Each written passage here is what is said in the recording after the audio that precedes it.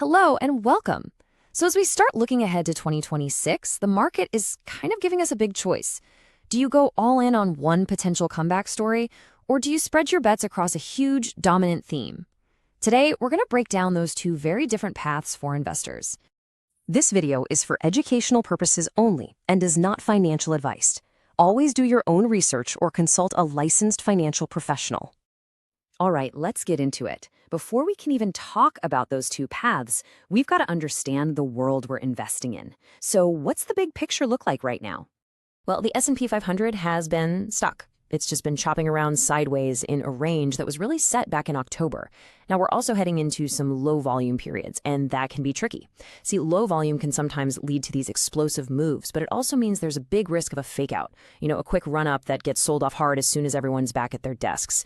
The most important thing to remember is this. The market hasn't actually broken down. For that to happen, you'd really need to see it close below that key 670 level. That's kind of the line in the sand everyone is watching. Okay, so with that market backdrop, let's dig into our first strategy. This is the path of concentration. It's about making a high conviction bet on one single company that's been down on its luck, but maybe, just maybe, isn't out of the fight yet. So what kind of company fits this underdog profile? Well, we're going to take a look at a name everyone knows, one that's basically been going nowhere for the last 3 years: Disney. What's so fascinating here is that you can see the whole bull versus bear story in one place. The stock got absolutely hammered because its old school cable business was shrinking at the exact same time it was spending billions, literally billions, to fight in the streaming wars. But the other side of that coin is starting to get pretty interesting. After 3 years of going nowhere, you could argue a lot of the bad news is already baked in. And more importantly, you're starting to see real reasons for hope. The bet here is that the worst is finally in the rearview mirror. And for anyone watching the charts, these are the levels that matter. A weekly close above $125, that could be the green light, the signal that a new multi-year run is starting. That $110 area has been a battleground, so it could act as support. And on the flip side, a break below that big psychological $100 mark could mean there's more pain to come. But what if betting the farm on a single company just feels way too risky? Well, that brings us to our second path, a diversified thematic approach. This is all about riding a massive wave, an entire industry trend, instead of just one stock's individual story. And this quote just says it all, doesn't it? Instead of trying to guess which single company is going to be the next AI superstar, the idea here is to own the entire ecosystem. We're talking about the digital real estate, the hardware, the big established players, everything that makes this revolution even possible. If you find this overview helpful and want clear market insights delivered quickly, please subscribe to the 15-Minute Investor for future updates. So to really get a feel for this approach, we're going to break down 3 different ETFs, or exchange-traded funds. Each one captures a totally different but crucial piece of the AI revolution. And these are our 3 pillars. First, digital infrastructure. Second, robotics and automation. And third, the big powerhouse tech titans themselves. Each one gives you a really unique angle on how to invest in the growth of AI. Let's kick things off with the ticker IDGT. The best way to think about this one is that you're investing in the landlords of the digital world.